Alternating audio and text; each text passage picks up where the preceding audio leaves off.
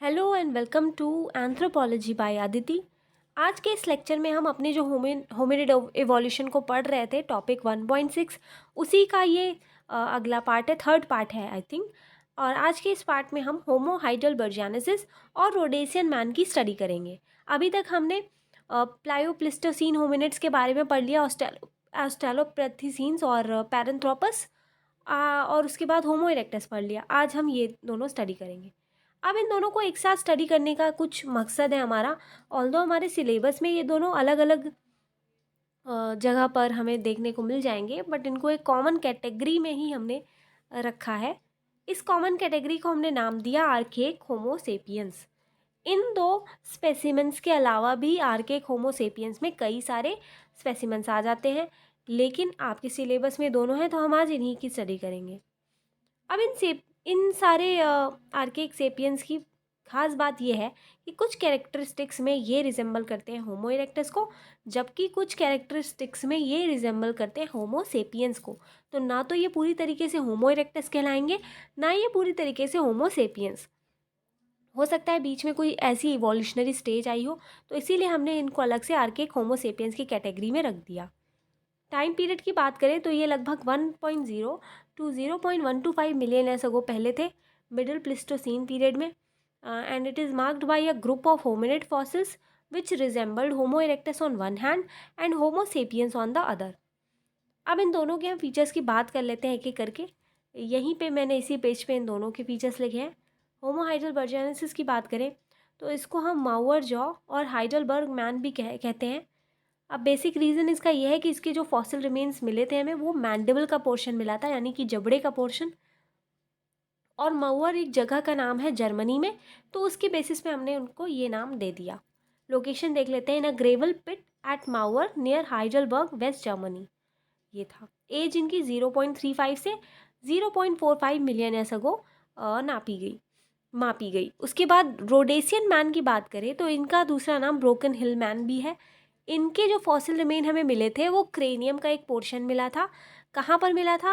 Eight broken हिल mine Rhodesia, जिसको कि अब हम जाम्बिया भी कहते हैं।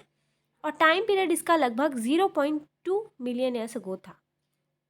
कैरेक्टरिस्टिक्स की बात कर लेते हैं एक एक करके। सबसे पहले होमो हाइडलबर्जियनेसिस की कैरेक्टरिस्टिक्स की बात करेंगे। सबसे पहला क्या है कि इनकी जो जॉ था उनमें चिन प्रेजेंट नहीं थी और बहुत ज़्यादा मैसिव और लार्ज था। ये फीचर हमें शो करता है ape like feature, simian features. Ascending ramie की बात करें तो वो ब्रॉड था और स्क्वायर शेप का था। ब्रेथ लगभग 5 सेंटीमीटर थी। और मॉडर्न मैन की बात करें तो 3.7 सेंटीमीटर होती है। अब ये असेंडिंग रैमी है क्या, तो हम इस फिगर में देख लेते हैं। इस फिगर में आपको देखने को मिलेगा ये जो पोर्शन है ये हमारा रैमस यानी कि असेंडिंग रैमी कहलाता है। नेक्स्ट हमारा थर्ड कैरेक्टरिस्टिक्स है, the condyloid process is at higher level than the coronoid process which is blunt and rounded like gibbons. तो ये जो कॉन्डिलॉइड और कोरोनॉइड प्रोसेस है ये हमें जिबन लाइक फीचर शो करते हैं। कॉन्डिलॉइड प्रोसेस हायर लेवल पे है कोरोनॉइड प्रोसेस के कंपैरिजन में। तो ये दोनों चीज़ें क्या है, ये जो आप हिस्सा देख रहे हो जॉ का कोरोनॉइड प्रोसेस है और ये वाला हमारा कॉन्डिलर प्रोसेस है। नेक्स्ट कैरेक्टरिस्टिक्स की क्या क्या है, the angle of jaw is truncated and the meeting place of two sides of mandible is very thick. अब जो मीटिंग पॉइंट होता है दो साइड जो मैंडिबल का है उसको हम मैंडिबुलर सिम्फेसिस कहते हैं। तो ये एरिया काफ़ी ज़्यादा थिक है, जो कि एप के हमें जॉ के साथ रिजेंबल करते हुए दिख रहा है। जॉ का जो शेप है वो पैराबॉलिक है, ठीक है। ह्यूमंस में भी पैराबॉलिक होता है, जबकि सिमियंस में ये यू शेप्ड का होता है। डेंटल सीरीज़ की बात करें तो कंटिन्यूस है विदाउट डाइस्टीमा। ये फीचर भी हमें ह्यूमन लाइक फीचर शो हो रहा है, ठीक है। डेंटल सीरीज़ कंटिन्यूस है, जबकि एप्स में यहाँ पे गैप होता है जिसको डाइस्टीमा कहते हैं। टीथ क्या है, ऑर्डिनरी साइज़ के हैं like those of modern sapien. Teeth का साइज़ बिल्कुल ऑर्डिनरी है जैसे कि मॉडर्न सेपियंस में होता है। तो इस सारी कैरेक्टरिस्टिक्स को स्टडी करने के बाद हम इस कंक्लूजन पे पहुँचते हैं कि ये जो जॉ है वो सिमियन लाइक फीचर्स मोर शो करता है, जबकि जो टीथ का हिस्सा है वो ह्यूमन फीचर्स को शो करता है। अब बात आ जाती है हमारी रोडेशियन मैन की। रोडेशियन मैन की बात करें इनकी कैरेक्टरिस्टिक्स की, तो इनका हमें क्रेनियम का पोर्शन मिला था। तो जितने कैरेक्टरिस्टिक्स हम पढ़ेंगे वो इनके क्रेनियम के कैरेक्टरिस्टिक्स को शो कर रहा होगा। स्कल की बात करें तो उनका डोलियोसिफेलिक था। डोलियोसिफेलिक स्कल क्या होता है? नैरो होता है, साथ ही साथ लंबा होता है, लंबा और नैरो होता है। क्रेनियल कैपेसिटी इनकी लगभग 1280 से लेके 1400 सीसी तक थे। Supraorbital ridges are prominent and forehead is receding. Supraorbital ridges भी प्रोमिनेंट थे, फोरहेड भी रिसीडिंग था, हमारे में वर्टिकल होता है। फोर्थ फीचर है maxillae and palate are massive. ठीक है, मैक्सिले क्या हो गया? जो हमारा ऊपर वाला पोर्शन है जबड़े का, वो काफ़ी ज़्यादा मैसिव था। उसके बाद फिफ्थ है हमारा orbits are high and enlarged. जो आई के ऑर्बिट्स थे वो हाई थे और इनलार्ज्ड भी थे।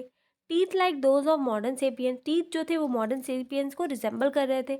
फेस मजल लाइक इन अपीयरेंस, तो फेस का जो फीचर था वो मजल लाइक था, लाइक सिमियंस। तो ये सारे फीचर्स हमें रोडेशियन मैन में देखने को मिले। उसके बाद इनके अगर हम टाइम पीरियड की कल्चरल एवोल्यूशन की बात कर लें तो स्टोन टूल कल्चर उस समय चल रहा था। Middle Palaeolithic stone tool industry उस समय प्रोमिनेंट थी। कैसे इस समय टूल्स प्रिपेयर्ड होते थे? प्रिपेयर्ड कोर टेक्नोलॉजी, ठीक है, कोर टेक्नोलॉजी इसमें यूज़ होती थी। एक हम स्टोन लेते थे जिसको हमने कोर कहा, उसके ऊपर हम स्ट्राइक्स करके फ्लेक्स की रिमूवल करते थे, ठीक है, जिससे कि डिज़ायर्ड शेप और साइज़ का हमें कोर मिल जाए, फिर उसको हम टूल की तरह यूज़ करते थे, जिसको हम लेवलॉइज टेक्निक भी कहते हैं। जब हम आगे आर्कियोलॉजिकल एंथ्रोपोलॉजी पढ़ेंगे तो इन सारी टेक्निक्स को डिटेल में देखेंगे।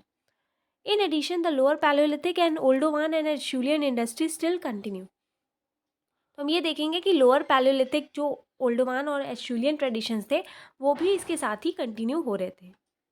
उसके बाद अगर हम बात करें तो आर्किक सेपियंस हमारे होमोसेपियंस और होमो इरेक्टस के बीच में आते हैं। तो इन दोनों तीनों को हम कंपैरिजन करके देखते हैं कि क्या क्या फीचर्स हैं। फोरहेड की बात करें, होमो इरेक्टस में लो और फ्लैट होता है, आर्किक सेपियंस में आर्च होता है और होमो सेपियंस में वर्टिकल होता है। क्रेनियल कैपेसिटी की बात करें, होमो इरेक्टस में 900, यहाँ 1200, यहाँ 1400। Supraorbital ridges prominent as a bar and continuous, prominent यहाँ पे but separate, slight but separate.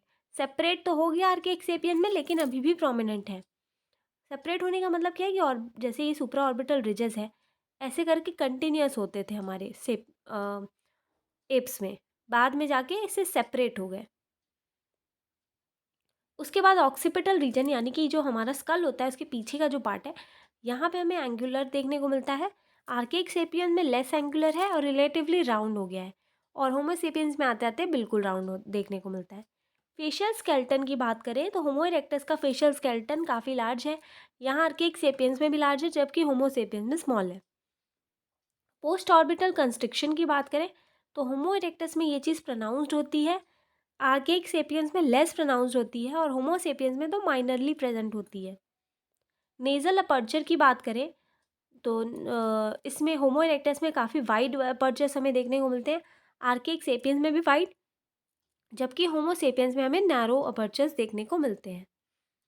उसके बाद हम ऑक्सीपिटल बोन की बात करें तो यहाँ पे क्या है, होमो इरेक्टस में हमें एंगुलर ऑक्सीपिटल बोन देखने को मिलती है। यहाँ पे हमने पहले ही देखा था ऑक्सीपिटल रीजन राउंड हो चुका है तो less angular and more round, और होमो सेपियंस में हमें बिल्कुल राउंड देखने को मिलती है। टीथ की बात करें तो यहाँ पे हमें होमो इरेक्टस में लार्ज देखने को मिलते हैं, आर्किक सेपियंस में भी लार्ज हैं, मतलब थोड़े इससे कम है। उसके बाद होमो सेपियंस में बिल्कुल स्मॉल हो जाते हैं। सैजिटल कील वाला जो एरिया होता है जो हेड के ऊपर होता है बिल्कुल, जहाँ पे जॉ मसल्स आके अटैच होती हैं, होमो इरेक्टस में ये चीज़ प्रेजेंट होती है, आर्किक सेपियंस में एब्सेंट, होमो सेपियंस में भी एब्सेंट होती है। क्रेनियम का सबसे वाइडेस्ट पॉइंट कौन सा होता है? तो होमो इरेक्टस में ये ब्रेन केस के सबसे लोएस्ट एंड पे होता है, जबकि आर्किक सेपियंस में उसके कंपैरिजन में तो हाई होता है, और होमो सेपियंस में आते आते काफ़ी हाई पोजीशन पे होता है। फाइलोजेनेटिक स्टेटस की बात करें अगर हम आर्किक सेपियंस की, तो दो व्यूज़ हैं इसके अंदर। सबसे पहले व्यूज़ में हम देखते हैं कि होमो इरेक्टस से ही हमें एक लाइन जो यूरोप में दिखती है, यूरोप और अफ्रीका के लिए हाइडलबर्जियानेसिस से होकर गुजरती है। हाइडलबर्जियानेसिस का हमें दो तरफ डिस्ट्रीब्यूशन देखने को मिलता है, एक तरफ हमें लाइन यूरोप में जाती हुई दिखती है जहाँ पे होमो निएंडरथाल्स का हमें इवोल्यूशन देखने को मिलता है, जबकि अफ्रीका में एनाटोमिकली मॉडर्न होमो सेपियंस का देखने को मिलता है। एनाटॉमिकली मॉडर्न होमोसेपियंस क्या है? क्रो-मैग्नन, ग्रिमाल्डी और चांसलीर, जो हम आगे बढ़ेंगे। एशिया में आखिर होमो इरेक्टस का क्या होता है, ये हमें पूरी जानकारी नहीं है। दूसरे व्यू की बात करें तो यहाँ पे होमो इरेक्टस से दो चीज़ें देखने को मिलती है। एशिया का सेम है। यहाँ पे क्या है, पहले होमो सेपियंस इरेक्टस से आर्केइक सेपियंस बनते हैं, फिर ये 3 भागों में डिवाइड हो जाते हैं। यूरोप में जब जाते हैं तो ये निएंडरथाल्स बन गए, अफ्रीका में होमो सेपियंस, और तीसरी लाइन हम नहीं कह सकते। तो ये कहा गया आर्केइक सेपियंस से हमें रीजनल ट्रांजिशनल आर्केइक सेपियंस भी देखने को मिले बीच में। ठीक है, यहाँ पे डायरेक्टली होमो हाइडेलबर्जेनेसिस से निएंडरथाल्स और एनाटॉमिकली मॉडर्न होमो सेपियंस देखने को मिले, जबकि यहाँ पे आर्केइक सेपियंस से हमें रीजनल ट्रांजिशनल आर्केइक सेपियंस भी देखने को मिले। उसके बाद हमारा निएंडरथाल्स और होमो सेपियंस का इवोल्यूशन हुआ। तो आज के इस लेक्चर में हमने इन दोनों टॉपिक यानी कि होमो हाइडेलबर्जेनेसिस और ओडेसियन मैन को स्टडी कर लिया है। नेक्स्ट लेक्चर में हम निएंडरथाल्स की बात करेंगे। Thank you. और इस वीडियो को लाइक कर दीजिए, मेरे चैनल को सब्सक्राइब कर दीजिए, और अगर टेलीग्राम चैनल ज्वाइन नहीं किया है तो वो भी कर लीजिए। उसमें आपको लेटेस्ट अपडेट्स और सारी PDF मिल जाएंगी।